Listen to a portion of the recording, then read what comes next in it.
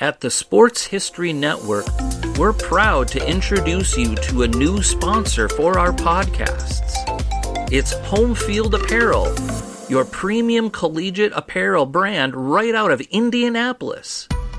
They've got incredibly comfortable t-shirts, plus they're officially licensed with vintage college designs. They have over 150 plus colleges available now and always adding more. Homefield digs through the archives and history of your school to find unique logos, mascots, and moments to make thoughtful designs for your school. When you shop today, new customers can get a 15% discount off their first purchase using the promo code SPORTSHISTORY at checkout. You can learn more at homefieldapparel.com. We enter into the 12th inning. Cabrera up at the plate. Here comes a pitch from Bauer. It's a 2-2 count. Here's the pitch. Here's the swing, and you're going to have to wait to hear this roar of the crowd. Welcome to another Sports Jersey Dispatch Roars of the Crowd. Those moments when we stood up and cheer as fans. One of a sports fan's favorite sounds when a participant in an athletic event does something spectacular and impacts history, the game, or both, and makes an instant memory. We try and capture these on a daily basis to preserve sports history, saving those sports memories one day at a time. Hello, my friends of sports history. This is Darren Hayes of Pigpen Sports. Welcome once again to the Pigpen, your place for all things great in sports history, and welcome to another edition of our Roar of the Crowd series. Hope you're enjoying this. We'd love to have your feedback. If you could, send us an email, pigskindispatch@gmail.com, or follow us on Twitter at Pigskin Dispatch. And we'd love to hear your feedback on this and other programs that we're providing from the Pigpen. Now, today we're going to talk about the 2004 Boston Red Sox season. It was the 104th season in the franchise's history in Major League Baseball. The Red Sox were in a tight race with their main rivals, the New York Yankees, for the American League East Division.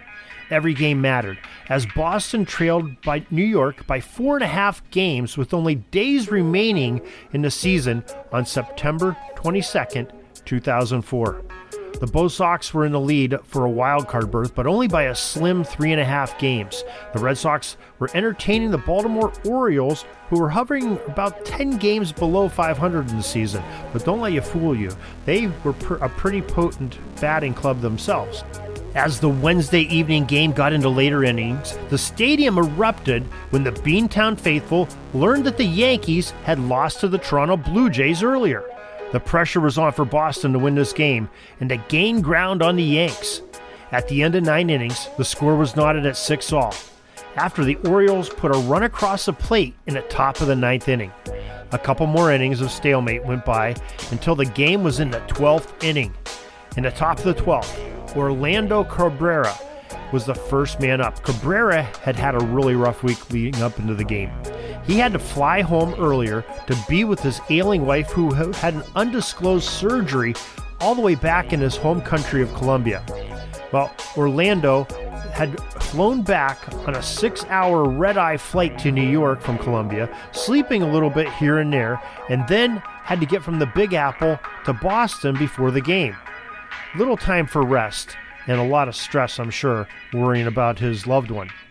Now, Rick Bauer was pitching against the Boston lead man for this inning, and the count was worked up to a 2-2 count. Now, Bauer received a sign from the catcher, wound up, and delivered the pitch. Cabrera watched the delivery and then exerted all his remaining energy, probably a lot of frustration too, into crushing the ball over the big green monster of Fenway, over the left field wall, to lift his team to victory. You could see the relief mixed with excitement as this overly exerting week had taken its toll, but it culminated into this very moment, a special moment when a special player did something special. One where he took his victory lap around the bases on this walk-off home run to the roar of the crowd, and celebrating with teammate Pedro Martinez at home plate, completing the walk-off home run. In a postscript, the Red Sox did gain some ground on division-leading Yankees, but they did not win the division that year. They just couldn't catch them. There wasn't enough time left. The team managed by Terry Francona, the Red Sox finished at 98-64 records, second best in the American League to the Yankees, 3 games behind the New York Yankees in the American League East. That team did earn a spot in the AL postseason as a wild card. And in that first round of playoffs, Boston swept the Anaheim Angels in the ALDS. And then they faced the Yankees in the ALCS, their rivals once again for the second straight year. And after losing the first 3 games, the Yankees looked kind of grim. And they were trailing in the 9th inning of Game 4, looking even worse. But the Red Sox became the first team in Major League history to come back from a 3-game postseason deficit, defeating the Yankees in 7 games. The Red Sox then swept the St. Louis Cardinals in the World Series, capturing their first championship since 1918, and thus getting rid of the curse of the Bambino for trading away Babe Ruth all those years ago and not winning a World Series for almost a century. That's your Roar of the Crowd for today. Hope you enjoyed it. Enjoyed this little bit of baseball history. And remember, if you want to catch some more history, go to sportshistorynetwork.com, pigskindispatch.com, or jerseydispatch.com. Till tomorrow, everybody, have a great sports history day.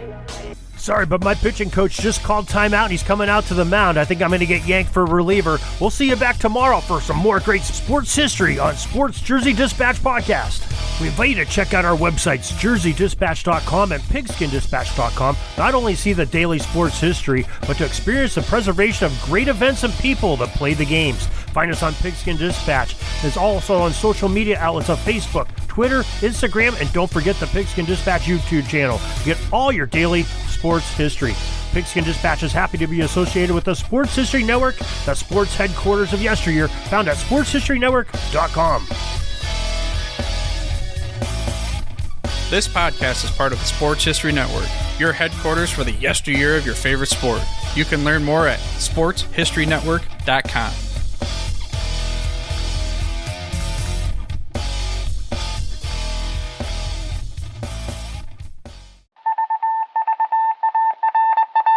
It was just another ordinary day in the offices of the Pittsburgh Guardian newspaper circa 1924. But for Marla Delft, assistant editor, everything was about to change. For she was about to discover the awesome attractiveness of Row 1 brand retro sports paraphernalia items thanks to Orville Mulligan, sports writer. And there it is. Wow, Orville, that's really the bee's knees. Isn't it just? A poster-sized replica of the actual 1909 World Series program cover. I can see that. But where did you get it? And where'd you get it framed? I ordered it from the Row 1 website, where over 6,000 items of sports memorabilia from the 1880s to the 1990s are available for reproduction, in multiple sizes and in several different materials, with over a dozen styles of frame to choose from for prints like this. Well, I'm sure Mr. Delft would love to put up more of these in the office. But I'm equally as sure they're beyond this newspaper's budget. Not at all, my dear Marla. See for yourself. Go to sportshistorynetwork.com/row1. sportshistorynetwork.com/row1. Oh my, these are good prices. Oh, and look at this stuff. Oklahoma-Nebraska football, college basketball art, Michael Jordan items. And so retro it was that sports Marla Delft advertisement discovered the flowers. splendiferous magic of Row 1 sports memorabilia, arts, and prints. You can too by visiting sportshistorynetwork.com/row1. That's ROW1 today for access to the full Row 1 catalog of gallery prints and gifts like t-shirts, long-sleeve shirts, telephone cases, coffee mugs, blankets, pillows, towels, and even shower curtains. Act today for 15% discount off all prints with coupon code SHN15 and 20% off all other items with coupon code SHN20 at checkout. And keep your dial locked to the Sports History Network for the exciting chronicles of the 1920 sports world in Orville Mulligan, sports writer. Coming soon.